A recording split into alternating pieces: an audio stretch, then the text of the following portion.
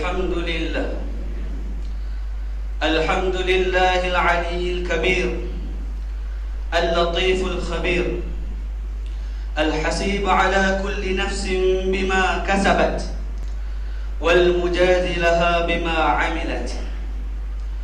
أشهد أن لا إله إلا الله وحده لا شريك له ألا له الخلق والأمر تبارك الله رب العالمين. وأشهد أن محمدا عبده ورسوله بعثه شاهدا ومبشرا ونذيرا وداعيا إلى الله بإذنه وسراجا منيرا. اللهم صل وسلم على سيدنا محمد وعلى آله وأصحابه ومن تبعهم بإحسان إلى يوم الدين. أما بعد، فيا عباد الله اتقوا الله اتقوا الله اتقوا الله حق تقاته ولا تموتن إلا وأنتم مسلمون. أعوذ بالله من الشيطان الرجيم. بسم الله الرحمن الرحيم. يا أيها الذين آمنوا اتقوا الله ولا تنظر نفس ما قدمت لغد واتقوا الله واتقوا الله واتقوا الله إن الله خبير بما تعملون. صدق الله العظيم. Wahai orang-orang yang beriman, bertakwalah kamu kepada Allah dengan mengejarkan segala suruhannya dan meninggalkan segala larangannya. Dan hendaklah setiap di kalangan kamu melihat dan memerhatikan apa yang kamu sediakan untuk menghadapi hari esok, yakni hari akhirat. Dan bertakwalah kamu kepada Allah, sesungguhnya Allah mengetahui akan apa yang kamu kerjakan. Sidang jemaah yang dihadir sekalian, mimbar berpesan kepada diri saya sendiri dan tuan-tuan sekalian, marilah sama-sama kita bertakwa kepada Allah Subhanahu wa taala dengan kita mentaati segala titah dan perintah dan menjauhkan segala larangan Allah Subhanahu wa taala. Sesungguhnya kehidupan atau kebahagiaan hidup sama ada di dunia maupun di akhirat hanyalah ditentukan oleh keimanan dan ketakwaan serta bekalan kita di akhirat nanti. Sidang jemaah yang dihormati Allah sekalian, firman Allah Subhanahu wa taala di dalam ayat 41 suratul Hajj. A'udzu billahi minasyaitonir rajim. الذين إن مكناهم في الأرض أقاموا الصلاة وآتوا الزكاة وأمروا بالمعروف ونهوا عن المنكر ولله عاقبة الأمور. Bermaksud yaitu mereka, yakni umat Islam, yang jika kami berikan mereka kekuasaan memerintah di bumi ini, nescaya mereka akan mendirikan sembahyang serta memberikan zakat, dan mereka menyuruh berbuat kebaikan serta melarang daripada melakukan kemungkaran serta kejahatan dan perkara yang mungkar. Dan ingatlah, bagi Allah jualah kesudahan dan segala urusan. Tujuan Allah Subhanahu wa taala menciptakan umat manusia antaranya adalah menjadikan kita atau mengamanahkan kita menjadi khalifah di muka bumi ini, yaitu demi menjaga agama dan menguruskan urusan di dunia berdasarkan kehendak dan ketetapan Allah Subhanahu wa taala yang Allah tentukan di dalam Al-Quran serta hadis Rasulullah sallallahu alaihi wasallam. Amanah yang begitu besar dan berat ini terpaksa dipikul oleh umat Islam, yakni sehingga ada yang mampu menunaikan segala perintah dan serta tanggungjawab mereka dengan baik, yang membolehkan mereka meraih keridaan Allah Subhanahu wa taala di dunia apa jua di akhirat. Tidak kurang juga ada di kalangan kita umat Islam pada masa hari ini yang mana mengabaikan serta tidak mengendahkan perintah Allah Subhanahu Wa Taala, iaitu yang berkaitan dengan amanah kepimpinan yang dipikul atas bahunya, yang menyebabkan banyak berlaku kerosakan di muka bumi Allah Subhanahu Wa Taala. Seperti mana kita dapat lihat masalah yang berlaku yang berkaitan dengan pendidikan serta masyarakat kita yang berkaitan dengan akhlak. Hadis Rasulullah SAW pada an Abdullah bin Umar, qala Rasulullah sallallahu alaihi wasallam, arba'un idza kunna fika fala 'alaika ma fataka min ad-dunya, hifdzul amanah wa sidqul hadith wa husnul khaliqah wa 'iffatut ta'mah. Artinya 4 perkara di mana jika engkau pelihara sebaiknya, maka kayalah kamu walaupun banyak kemegahan di dunia tidak engkau mampu miliki. Yang pertama iaitu memelihara amanah. Yang kedua, berkata jujur. Yang ketiga, perangai ataupun akhlak yang baik. Dan keempat iaitu mengawal diri pada makanan. Erti kata mudahnya adalah aifatut ta'mah, yakni tidak tamak ataupun tidak halaba. Sidang Jumaat yang dihormati sekalian, kita menyedari bahawa betapa pentingnya serta besarnya amanah kepimpinan, maka perlu ada satu usaha yang bersungguh-sungguh dalam kita memastikan kepimpinan pemerintahan dipegang oleh orang yang selayaknya, yang merupakan bahawa pimpinan yang sekarang dan perlulah ada, iaitu jiwa pemuda yang bakal menerajui pimpinan masa akan datang. Jika kita ini melihat sesebuah negara yang hebat ataupun yang kagum, maka hendaklah kita pada hari ini melihat serta menilai sejauh mana peribadi ataupun akhlak peribadi pemuda kita pada masa kini. Keadaan generasi muda pada hari ini kita dapat lihat banyak mencerminkan keadaan arah tuju negara pada masa hadapan, di mana jika baiknya keadaan pemuda pada hari ini, maka kita akan dapat lihat baiklah sesebuah negara tersebut. Sebaliknya, jika rosaknya generasi muda pada masa kini, maka pada hari ini kita akan lihat suasana negara kita yang bakal porak-poranda. Khalifah Harun Ar-Rashidin pernah bertanya suatu hari kepada seorang lelaki tua tentang usahanya menanam pokok tamar, sedangkan dirinya sudah tua. Di mana kalau kita dapat fikir bahawa seorang tua yang menanam pokok tamar, adakah secara pertimbangan akal kita dapat lihat adakah dia mampu untuk merasai hasil tanaman yang dia tanam? Namun dia sudah berkata sendiri, sudah pasti tidak mampu lagi untuk merasai hasil buah tersebut. Lelaki tua itu mengatakan bahawa dia menanam pokok tamar itu untuk dinikmati oleh anak cucunya, yang mana hasilnya itu akan diperolehi oleh anak cucunya, sebagaimana dia sekarang ini yang merasai hasil pokok yang telah ditanam oleh ayahnya serta datuknya. Mendengar jawapan daripada lelaki tua tersebut, lalu Khalifah Ar-Rashidun memuji sebagai tanda kagum dengan wawasan yang ada pada lelaki tua itu. Moral ataupun kisah yang dapat kita ambil iktibar pada kisah ini adalah sejauh mana pimpinan ataupun pimpinan sebuah negara itu ingin melahirkan satu generasi yang hebat, perlu ada satu indikator ataupun CPI atau kita kata mudah kayu ukur untuk menghebatkan generasi muda pada masa kini untuk menerajui kepimpinan negara pada masa akan datang. Melalui kisah ini, maka kita dapat ambil iktibar bahawa usaha kita pada hari ini bukan semuanya dapat dirasai hasilnya dengan serta-merta, tetapi dalam banyak keadaan inilah bekalan yang dinikmati oleh generasi-generasi yang akan datang.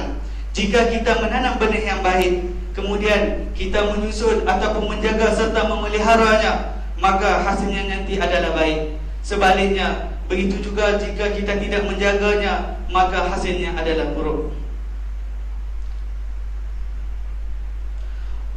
Melihat urusan pemerintahan negara akan mampu dilaksanakan dengan baik oleh generasi pelapis negara yang soleh, yang mana kalau generasi muda akan datang, maka sebuah negara itu akan baik. Sebaliknya, jika hari ini tahap ataupun pembinaan kriteria ataupun peribadi pemuda itu kurang baik, maka kesannya adalah turut memberi kepada pemimpin negara, kepimpinan negara. Sidang Jumaat yang dimuliakan, generasi muda diberi perhatian oleh Islam. Rasulullah sallallahu alaihi wasallam pada bulan Safar tahun ke-11 Hijrah telah mempersiapkan sepasukan tentera Islam untuk dihantar ke Abna, iaitu satu nama tempat berhampiran dengan Mu'tah. Mu'tah iaitu di Jordan. Apa yang menariknya pada kisah baginda Rasulullah sallallahu alaihi wasallam, iaitu Rasulullah melantik seorang pemuda yang bernama Usamah bin Zaid.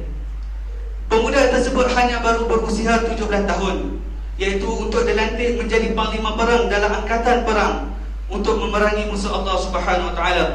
Walaupun ketika itu kita dapat lihat tentera Islam yang lainnya terdiri daripada para sahabat yang besar, pemimpin serta sahabat mereka yang lebih tua serta berpengalaman dalam peperangan, tetapi Usamah bin Zaid tetap menjadi pilihan oleh Rasulullah SAW untuk menjadi panglima perang, yang menunjukkan bagaimana Rasulullah SAW menaruh harapan yang tinggi kepada seorang pemuda. Pelantikan Usamah bin Zaid sebagaimana panglima perang telah mendapat kritikan ataupun bantahan daripada sebilangan sahabat dan ketika itu, terutamanya para sahabat pembesar Muhajirin. Kritikan ataupun bantahan tersebut sampai kepada pengetahuan Rasulullah sallallahu alaihi wasallam. Lalu baginda berkata, "Wahai sekalian manusia, apakah makna kritikan ataupun bantahan yang telah sampai kepadaku mengenai tindak tandukku untuk melantik Usamah sebagai ketua tentera?" Rasulullah berkata, sekiranya kritikan itu, pelantikan Usamah itu bermakna sekiranya kamu mengingkari pelantikan Usamah itu, bermakna kamu mengkritik tindak tandukku, iaitu melantik bapanya sebelum ini sebagaimana ketua. Demi Allah, beliaulah diciptakan untuk menjadi ketua, dan anaknya yang datang selepasnya juga diciptakan untuk menjadi ketua. Beliau adalah orang yang paling kucintai. Kedua-duanya ada punca kebaikan. Oleh itu, aku berpesan supaya kamu semua berlaku baik kepadanya. Ketika bala tentera pepimpinan Usamah berada di luar kota Madinah Munawwarah, bersiap untuk melakukan perjalanan, mulailah baginda jatuh sakit yang membawa kewafatan baginda Rasulullah sallallahu alaihi wasallam. Setelah kewafatan Rasulullah sallallahu alaihi wasallam, maka pimpinan disambung pula oleh Abu Bakar As-Siddiq radhiyallahu anhu, yang mana ketika itu juga menjadikan khalifah pertama, telah meneruskan arahan baginda Rasulullah sallallahu alaihi wasallam untuk peperangan tersebut, di mana Usamah bin Zaid juga dipilih oleh Sayyidina Abu Bakar radhiyallahu anhu. Sayyidina Abu Bakar turut memberikan kata-kata semangat dan pengharapan yang tinggi kepada Usamah bin Zaid agar dapat menunaikan amanah kepimpinannya tersebut, sehingga tentera Islam berjaya memperolehi kemenangan besar dalam peperangan tersebut di bawah kepimpinan Usamah bin Zaid. Satu kisah lain yang diceritakan juga serta digambarkan oleh Allah Subhanahu wa taala di dalam firman-Nya, A'udzu billahi minasyaitonir rajim. Nahnu naqussu 'alaika naba'ahum bil haqq. Innahum fityatun amanu bi rabbihim wa zidnahum huda. Wa rabatna 'ala qulubihim idh qamu faqalu rabbuna rabbus samawati wal ardh lan nad'uwa min dunihi ilaha laqad qulna idzan syatata. Sadaqallahul azim. Kami ceritakan kepada kamu Muhammad kisah mereka yang sebenarnya. Sesungguhnya mereka adalah pemuda yang beriman kepada Tuhan mereka. Kami tambahkan petunjuk kepada mereka, dan kami teguhkan hati mereka ketika mereka berdiri, yakni menghadapi Raja Dikyanus yang zalim serta sombong. Lalu mereka berkata, Tuhan kami adalah Tuhan langit, dan di bumi. Kami tidak menyeru Tuhan selain Dia. Kalau kami berbuat sedemikian, maka sudah tentulah kami telah mengucapkan perkara yang sangat jauh dari kebenaran. Kisah ini menggambarkan bahawa pemuda pada zaman itu mempertahankan agama, mempertahankan akidah dan mempertahankan agama menghadapi raja yang zalim. Satu kisah lain yang menunjukkan bagaimana usaha muda tidak menghalang seseorang dalam menyatakan kebenaran dan pendapat yang berguna, di mana di zaman Khalifah Umar Abdul Aziz ketika menjadi khalifah telah didatangi oleh beberapa orang utusan Hijaz, di mana salah seorang daripadanya terdapat seorang pemuda yang usianya paling muda di antara mereka. Lalu Umar berkata kepadanya, "Wahai pemuda, biarlah yang menjadi juru bicara di dalam hal ini adalah orang yang lebih tua daripadamu." Mendengar ucapan seperti itu, lantas seorang pemuda tersebut berdiri dan berkata, "Wahai Amirul Mukminin, sesungguhnya seseorang itu disebabkan oleh dua anggota yang kecil pada tubuhnya, iaitu yang pertama hati juga lidahnya. Jika Allah Ta'ala menjadikan serta menjaga hatinya daripada maksiat dan memberikan kepadanya lidah yang fasih dan sopan, maka dia berhak untuk berbicara. Dan seandainya segala perkara itu dinilai pada usia seseorang, maka yang lebih berhak untuk duduk di tempat kamu, yakni seorang pemimpin sekarang ini, adalah orang yang lebih tua daripadamu." Mendengar ucapan tersebut, lantas Khalifah Umar Abdul Aziz merasa kagum dan mengakui kehebatan serta kebenaran kata-kata seorang pemuda.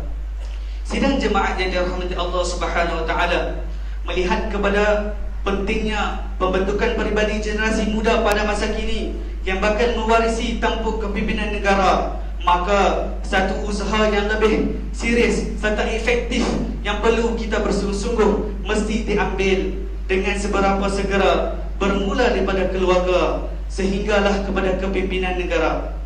Kerosakan serta keruntuhan akhlak generasi muda pada hari ini adalah menceritakan atau mencerminkan serta menggambarkan kemajuan dan amanah negara. Seandainya teruk seorang pemuda, maka sesebuah negara itu juga bakal menghadapi satu keadaan yang teruk dan buruk. Dasar pendidikan negara dan pelaksanaan berasaskan Islam mesti diperkemaskan serta mesti diperkemaskan, bukan sekadar kita menghadapi teori, malah hendaklah perlu mengadakan serta tindakan amalan. Bukan sekadar mengajar kejayaan, kita bukan sekadar mengajar kejayaan akademik dengan mengenepikan kejayaan di dalam pembinaan peribadi mulia yang bertakwa kepada Allah. Begitu juga dengan perundangan Islam yang mana dijamin oleh Allah Subhanahu wa taala. Program ataupun aktiviti kepada generasi muda mestilah bertepatan dengan Islam agar mereka sentiasa bergerak dan dalam sesuatu mengikut kehendak wahyu, bukanlah hawa nafsu. Jangan pula akibat terlalu bimbang generasi muda pada masa kini, maka ada segelintir di kalangan kita yang akan berpegang kepada, yang maksudnya di sini, maka jangan ada segelintir di jangan kita menjauhkan anak muda mereka ke arah agama dan melalaikan mereka dengan hiburan yang terlalu melampau, seperti percampuran antara lelaki dan perempuan tanpa batasan. Jangan kita menurut rentak irama Yahudi yang mana kita lihat di televisyen serta radio banyak menghidupkan ataupun banyak menyalurkan hiburan yang terlalu, sehinggakan anak muda pada masa kini lebih enak serta lebih senang dengan hiburan yang mereka hadapi. Kita semua bertanggungjawab, terutamanya ibu bapa serta pendidikan, untuk memastikan serta menyediakan generasi muda kita hari ini agar mereka berilmu dan beramal serta ikhlas dalam perjuangan untuk menegakkan Islam dan memberi gambaran Islam itu adalah indah. Barakallahu li wa lakum bil Quran wa sunnah wa nafa'ani wa iyyakum bima fima min al ayati wal hikmah. Aqulu qawli hadha wa astaghfirullah li wa lakum wa li sa'iril muslimina wal muslimat والمؤمنين والمؤمنات فاستغفروه إنه هو الغفور الرحيم. اللهم صل على محمد ورضي الله تبارك وتعالى عن كل صحابة رسول الله أجمعين.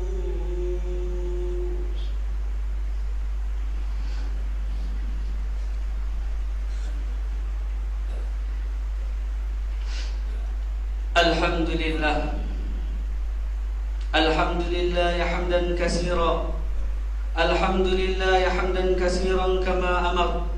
أشهد أن لا إله إلا الله وحده لا شريك له إرغاما لمن جحد به وكفر.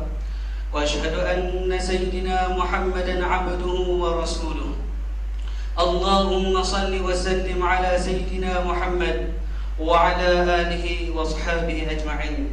أما بعد فيا عباد الله اتقوا الله من سماع اللغو وفضول الخبر وانتهوا عما نهاكم عنه وزجر. فقال الله تعالى: يا أيها الذين آمنوا اتقوا الله ولتنظر نفس ما قدمت لغد واتقوا الله إن الله خبير بما تعملون. إن الله وملائكته يصلون على النبي يا أيها الذين آمنوا صلوا عليه وسلموا تسليما. اللهم صل وسلم على سيدنا محمد وعلى آله وأصحابه أجمعين. وارض اللهم عن الخلفاء الراشدين ساداتنا أبي بكر وعمر وعثمان وعلي وعن بقية الصحابة والقرابة والتابعين ومن تبعهم بإحسان إلى يوم الدين. اللهم اغفر للمسلمين والمسلمات والمؤمنين والمؤمنات الأحياء منهم والأموات. اللهم إنا نسألك أن تؤدي الإسلام والمسلمين وأن تعلي بفضلك كلمة الحق والدين وأن تشمل بعنايتك وتوفيق مولانا الملك معتصم بالله محب الدين السلطان حج عبد الحليم معظم شاه ابن المرحوم سلطان بدري شاه وولي عهد السمو والأمير تنكو الحج عبد الملك ابن المرحوم سلطان بدري شاه. اللهم امنحهما الرشاد ووفقهما للسداد وأصلح بما بالعباد والبلاد واجعل التقوى لهما خير زاد إنك رؤوف رحيم الجواد يا لطيف بالعباد يا أرحم الراحمين. عباد الله إن الله يأمر بالعدل والإحسان وإيتاء ذي القربى وينهى عن الفحشاء والمنكر والبغي يعظكم لعلكم تذكرون. فاذكروا الله العظيم يذكركم واشكروه على نعمه يزدكم واسألوه من فضل يعطكم ولذكر الله أكبر والله يعلم ما تصنعون.